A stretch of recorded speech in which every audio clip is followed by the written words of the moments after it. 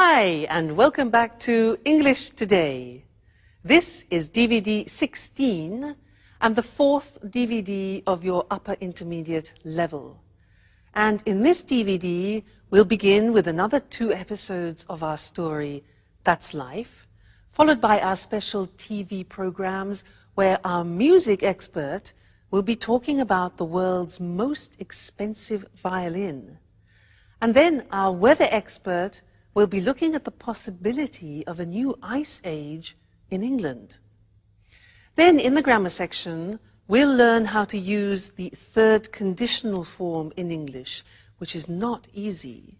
And then we'll be looking at how to make sentences using the verb wish to express a regret. So enjoy yourselves.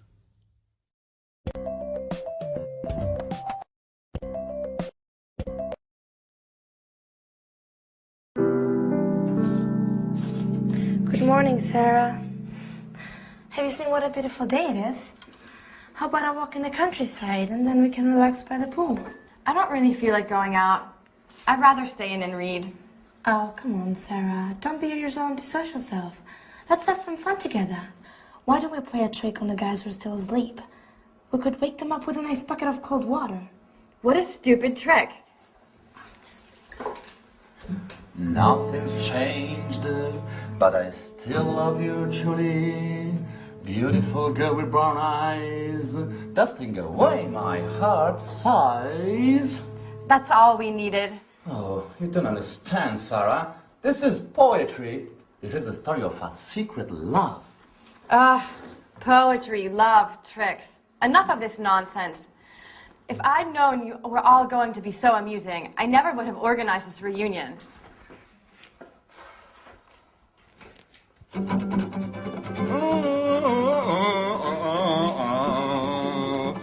Beautiful girl with brown eyes, dusting away my heart aside.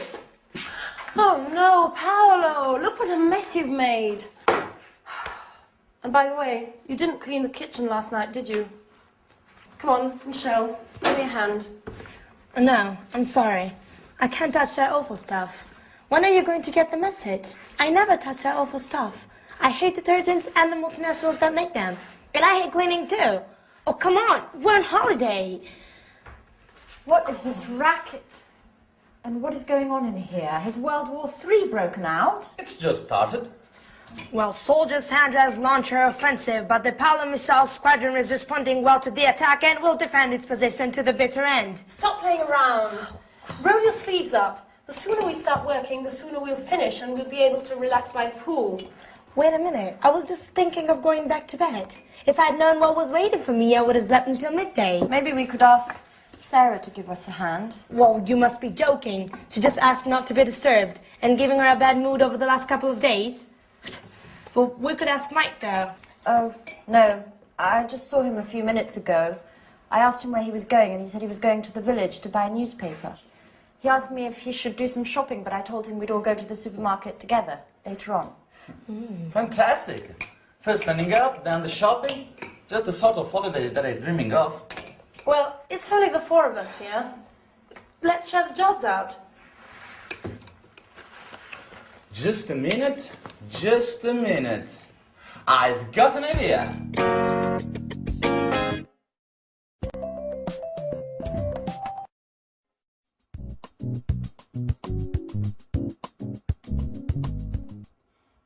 How about you and Anne having a cleaning competition? Time in here. You clear one part and you the other. Yes, and I can keep the time. And Paolo provides some beautiful background music. At the end, we'll see who's been the fastest. And, of course, which part of the kitchen shines the most. I think it's a great idea. You and Anne are always arguing about who's the best at doing things. Oh, this could be the right moment to show off your domestic skills. And the winner will be crowned Queen of Housewives. What do you think? Well, it's an unusual idea. It's very original, but I'm not sure. Oh, come on, Anne. Why not? It'd be interesting. Oh, okay. You've convinced me. Shall we start? Great! So, Sandra, you clean the sink, the cooker, and this part of the floor. Oh, and you've got the oven, the table, and this other part of the floor. Okay. Okay? Ready, get set, go! Sponge in hand. Sandra is cleaning the taps while Anne is intently sweeping the floor. Now Sandra is spraying detergent onto the cooking rings and starts it on the table. Time is passing by and neither contestant is showing signs of fatigue. The race is open and nothing is separating the two cleaners. Those college days were so long ago. You were so clever, so beautiful too. But I never forgotten you. Nothing's changed, I still try love you. Beautiful girl with brown eyes, dusting away my heart sighs. Finished. Incredible! You both finished at exactly the same time. Come on, Michelle. We need to decide which is the cleanest part.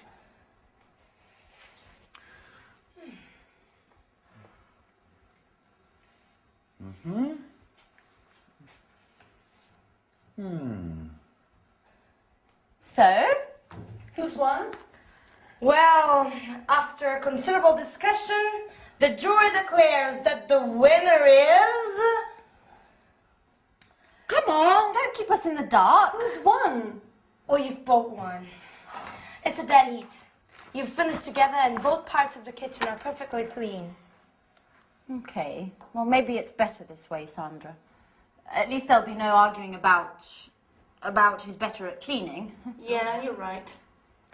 Let's forget our rivalries, at least for today. Come on, let's shake on it. Okay. We're both champion cleaners.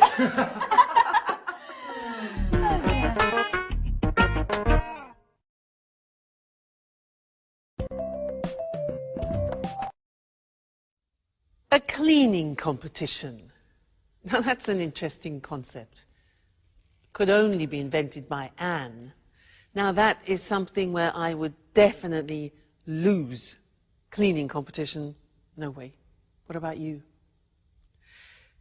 Anyway, that last episode was great because it helps me introduce to you one of the most difficult grammatical forms in the English language, which is called the third conditional.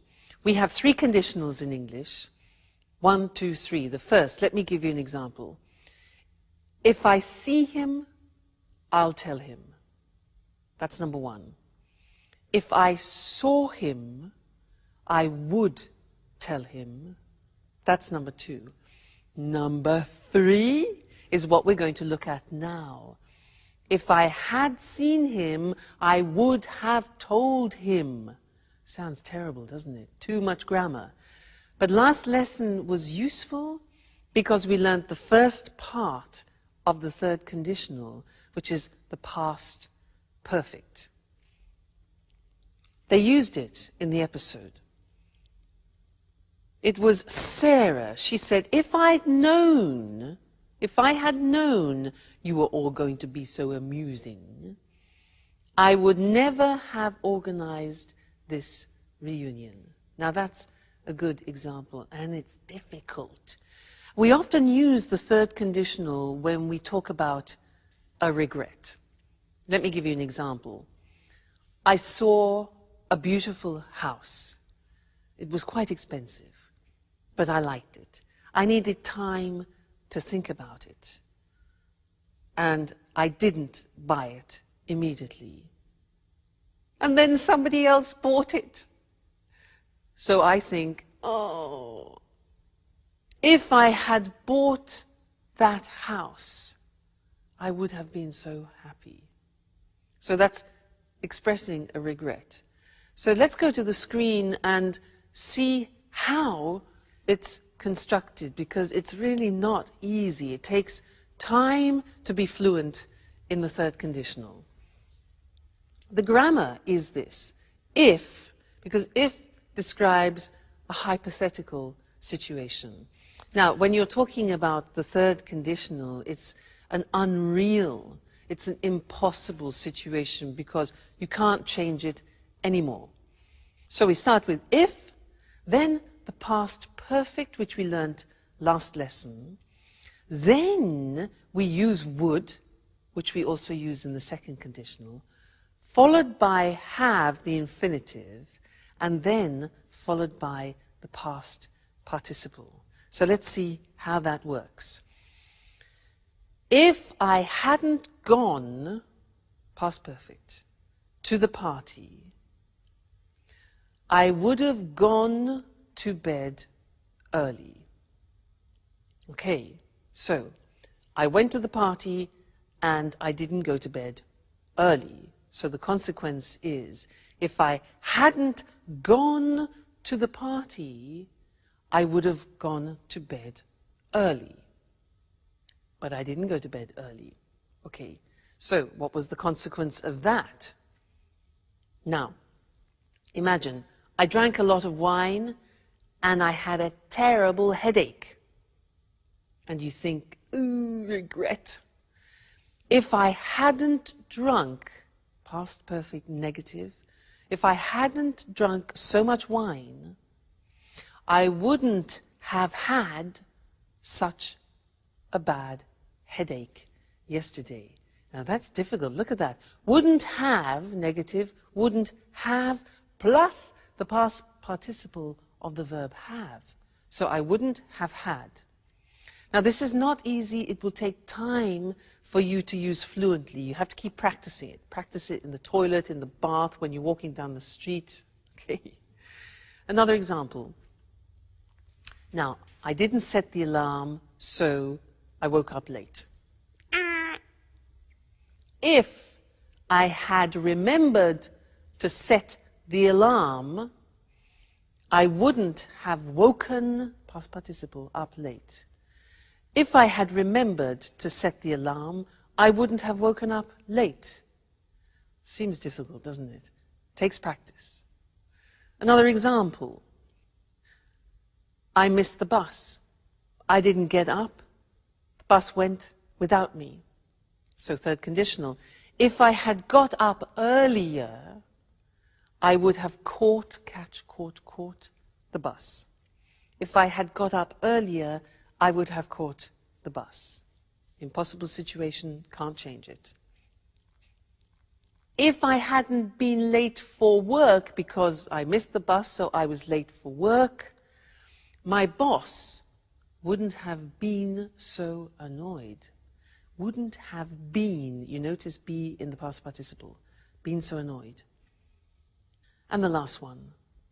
Well, we lost the contract because I went to the party, I drank too much wine, and I missed the bus. Everything was late. So if I hadn't gone to the party, we wouldn't have lost, lost the contract. If I hadn't gone to that party, we wouldn't have lost the contract. Okay? Terrible consequences of my irresponsible behavior.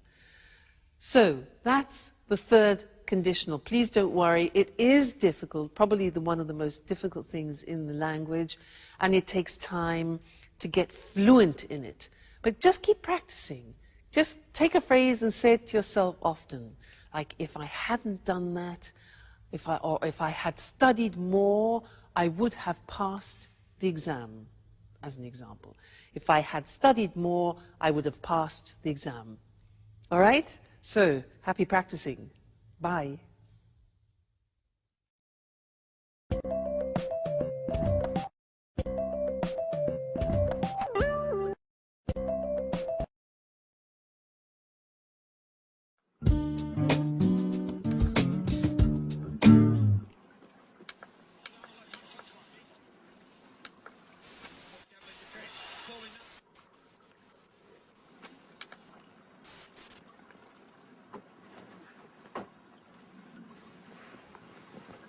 Hi, Sarah. Do you have a minute? I'd like to talk. Sure. Well, I'd like to apologize for the other evening. I swear I didn't do it on purpose. I didn't know anything about what had happened at the bar. Okay. I'll forgive you this time. Great. I'm glad we've cleared up that misunderstanding. So tell me, how did the fire start?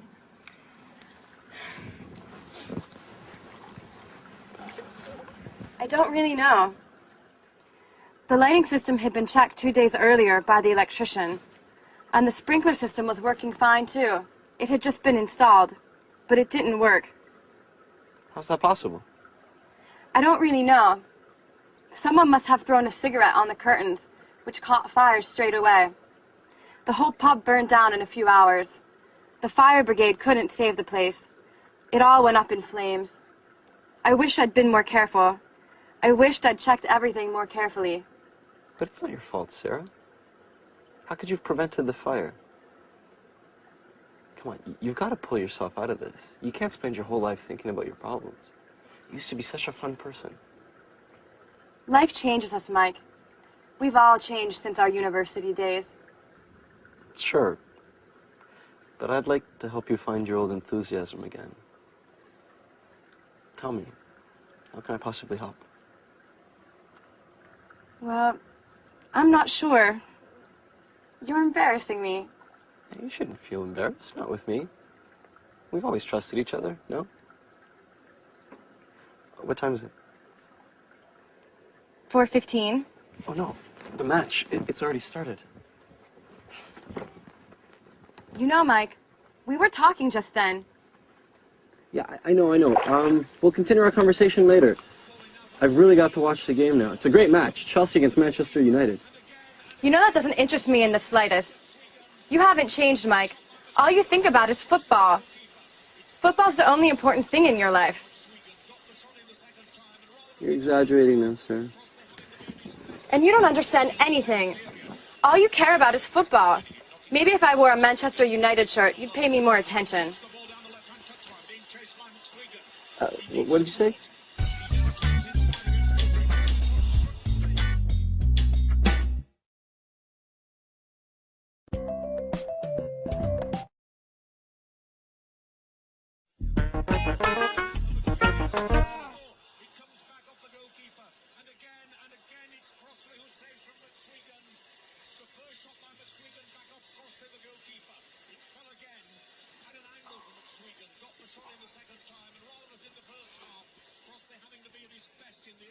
I tell you, I love you, but I'm afraid of being wrong with you.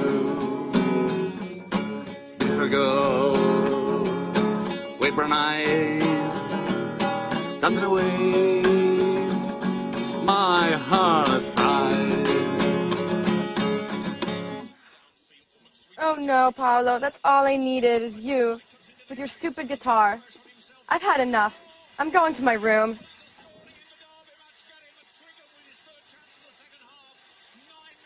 What's wrong with her? I don't think my song's that bad. What do you think, Mike? I'd like to tell you, I love you. Paolo, can I watch the game in peace and quiet?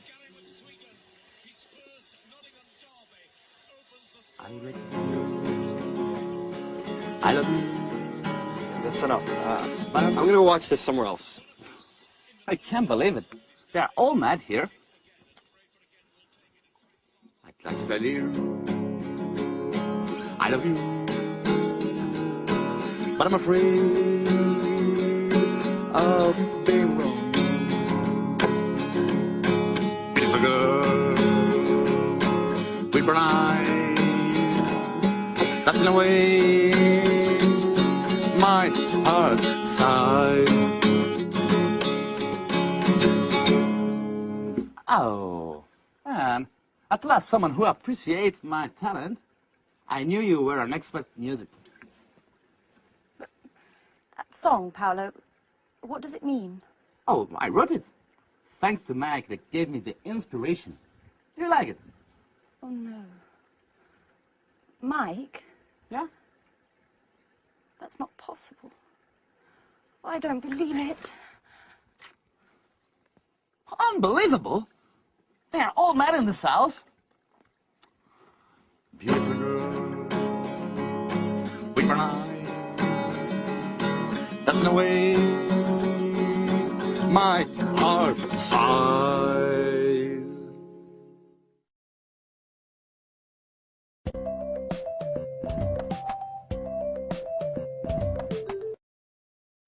Hello again and welcome back for some more English language. And this lesson is a continuation of what we started in the last lesson, where we learnt the third conditional, if I had known, I wouldn't have gone, where we are expressing a form of regret. And in fact, in this lesson, I want to show you another form of regret, which is very common in English. And in the last episode, you had a very good example of poor Sarah. Bye.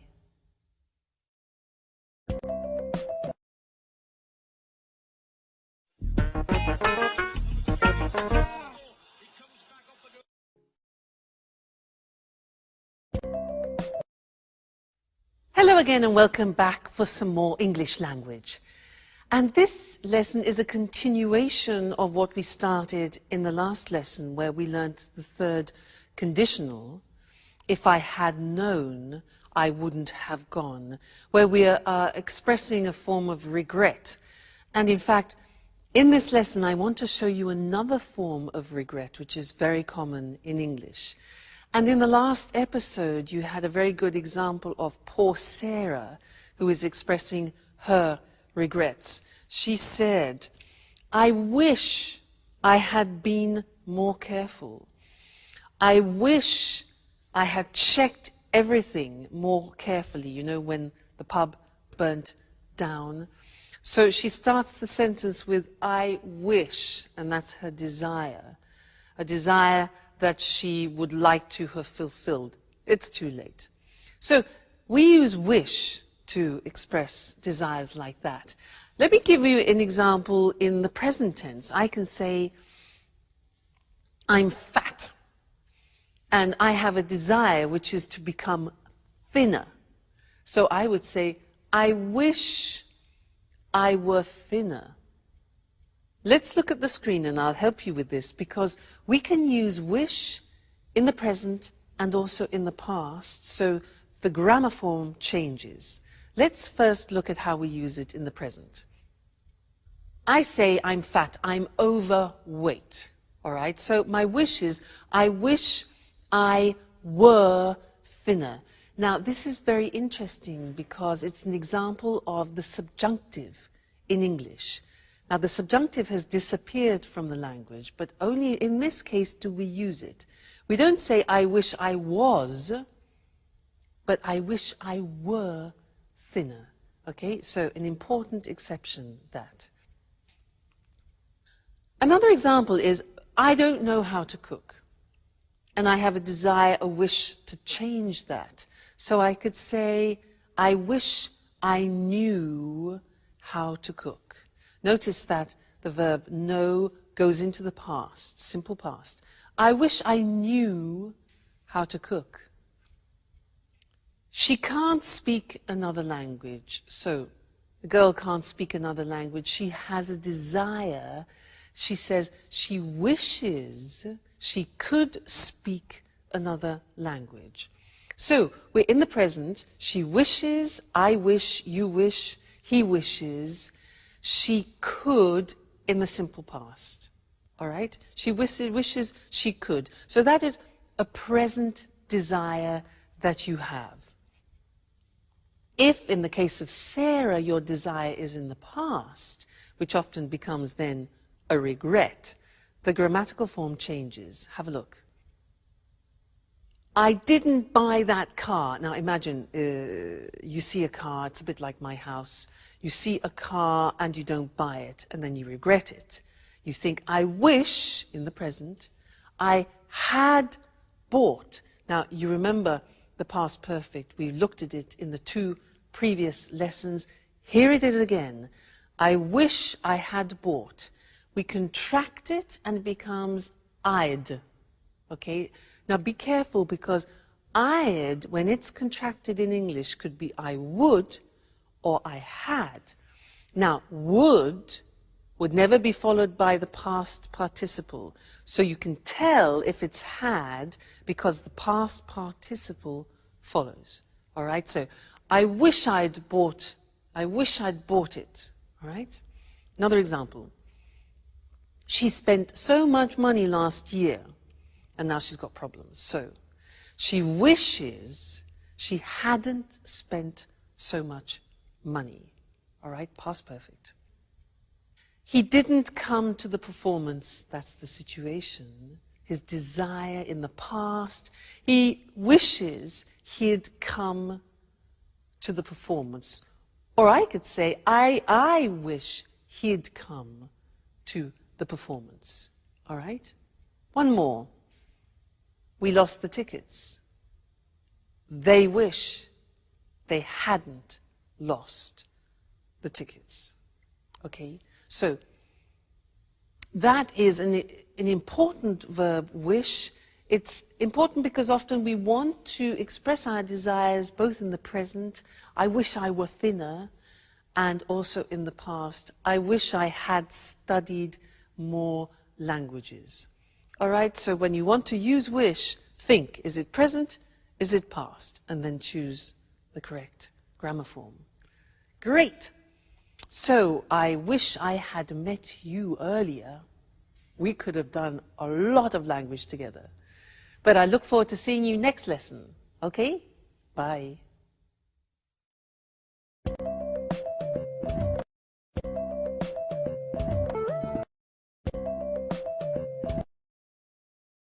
Good morning and welcome to this week's edition of Music World. And welcome to Tony Moore, our music expert. Hello, Lucy.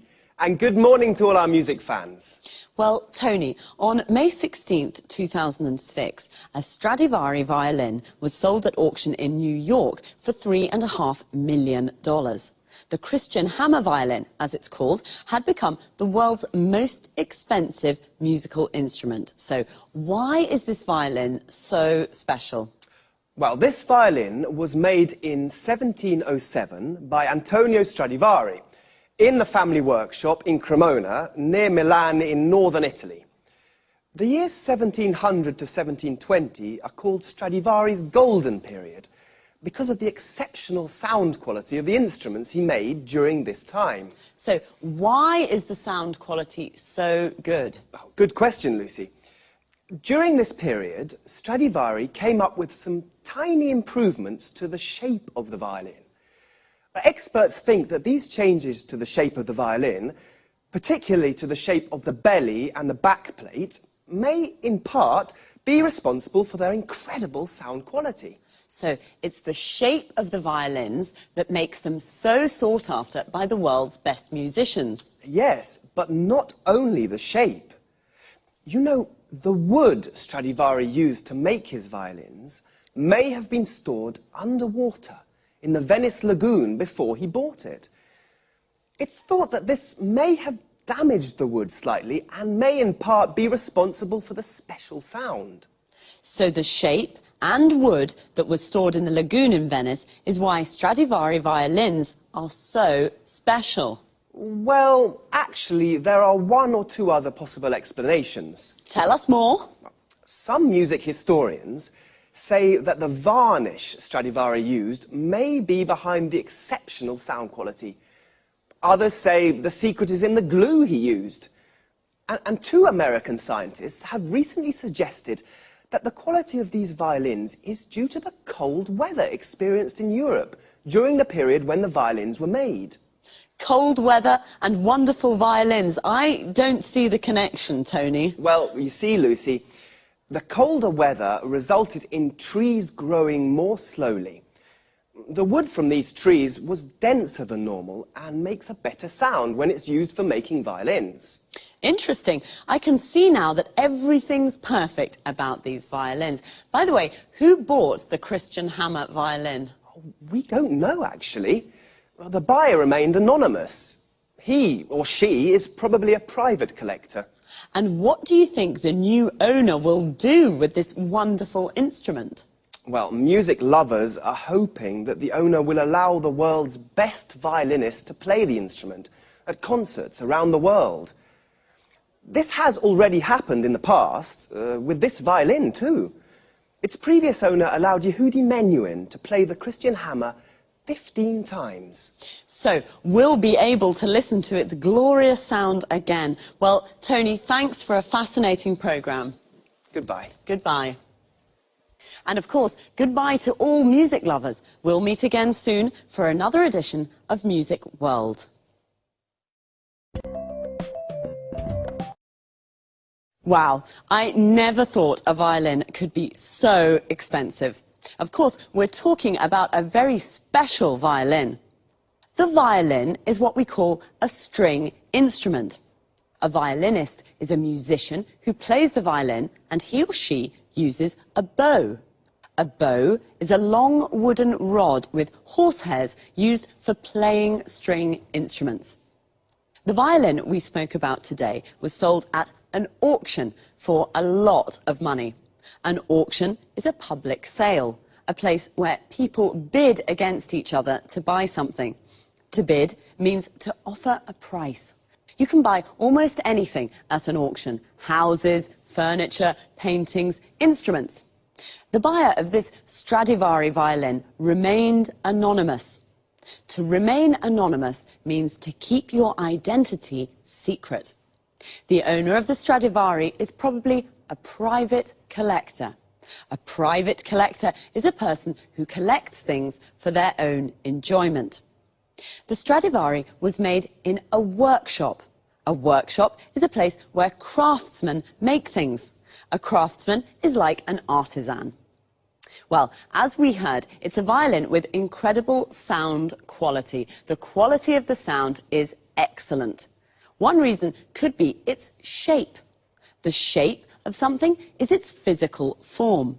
The belly of the violin is the part under the strings. We also have bellies. Your belly is this part of our body, and the back plate of the violin is the part at the back.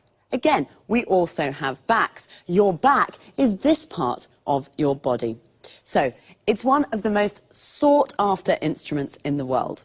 If something is sought after, it means many people would like to have it. Well, I'd like to have the $3.5 million.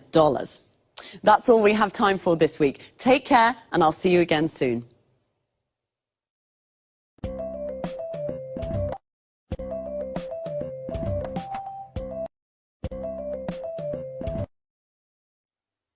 Good morning. Welcome to this week's edition of Climate Change. In the studio with me is our expert, Susan Furley. Hello, Eric, and good morning, everyone. Well, Susan, let's talk about the weather in Scotland today. You know, I'm planning to visit the West Coast this summer, and I really don't know what kind of clothes to take with me. It's cold there, isn't it? Not really. Take your swimming costume, a beach towel, and some suntan cream. You're joking, aren't you? Not at all. The west coast of Scotland has beautiful islands and lochs and gardens full of tropical plants. Really? Yes, they're full of tropical plants. Tropical plants in Scotland. How is that possible? It's thanks to the Gulf Stream. You know, it's one of the world's most important ocean currents. It carries large amounts of warm seawater from the Caribbean Sea to the northwest of Europe. This warm water brings about an increase in the temperature here of about 9 degrees centigrade. Without it, the weather in Great Britain would be a lot colder. I thought it was cold. So, the west coast of Scotland is a tropical paradise? That's fantastic. Well, let's not exaggerate. There are tropical plants, but it's not exactly like the Caribbean, though the winters are very mild here. At least, they are for the moment. Since 1950, scientists have noticed that the flows of cold water in the North Atlantic that are associated with the Gulf Stream have decreased by 20%. We're not talking about the Gulf Stream here, but this change could slow down the Gulf Stream itself. And what's behind this change in the North Atlantic? Well, the water in the world's oceans and seas is constantly moving. The speed and direction of these movements of water are controlled by different factors, such as the shape of the ocean floor, the salinity of the water, and the Earth's rotation. Well, scientists have noticed that the ice sheets of the North Pole and Greenland are melting due to the greenhouse effect. This is reducing the salinity of the water in the North Atlantic and is reducing the flows of cold water that help the Gulf Stream bring warm water to Western Europe. So, are you saying that the seawater and the temperature in Great Britain could become colder? Yes. This has already happened in the past. Scientists have discovered that the Gulf Stream slowed down or maybe even stopped completely about 11,000 years ago. This brought about a fall in the temperatures in Northern Europe of 5 degrees. And could the same thing happen again now? Yes. Scientists fear that a knock-on effect of the salinity reduction may be the slowing down of the Gulf Stream again. And what would the effects of this be? The worst predictions suggest there could be a new ice age in Great Britain. Wow, that sounds frightening. Well, perhaps Great Britain will become a new center for the winter sports. Perhaps the Winter Olympic Games will take place in Scotland. We'll have to wait and see. Thanks to Susan Furley. Goodbye, Eric. Goodbye, Susan. And goodbye, everyone. Well, apparently I should take my swimming costume and beach towel and some suntan cream to Scotland. A swimming costume is what we wear to go swimming. A towel is what we use to dry ourselves. And a beach towel is a big towel for the beach. Suntan cream, sometimes called suntan lotion, is the cream we use to protect ourselves from the sun. I thought Scotland was a cold country, but actually the winters are even very mild. Mild means not very cold. Susan explained that this is thanks to the Gulf Stream, which is an important ocean current. An ocean current is a movement of seawater. Seawater is a compound noun that means the water of the sea. The Gulf Stream brings warm seawater from the Caribbean, and this brings about an increase in temperature. To bring about is a phrasal verb. It means to make something happen. But the flows of cold water have decreased. When water moves, we say it flows. So a flow of cold water is the movement of cold water. The Gulf Stream could slow down. To slow down means to become slower. What is behind these changes? This means, what is the reason for these changes? Well, the ice sheets in the North Pole are melting. An ice sheet is a layer of ice, also a compound noun. When ice melts, it becomes water. This is a reducing the salinity of the water. The salinity is the amount of salt it contains. It is also reducing the flows of cold water that helps the Gulf Stream bring warm water to Europe. This could bring about a fall in temperature. A fall is a decrease. We call this is a knock-on effect. A knock-on effect is an effect of something happening. We've run out of time again, so I'll say goodbye and see you soon.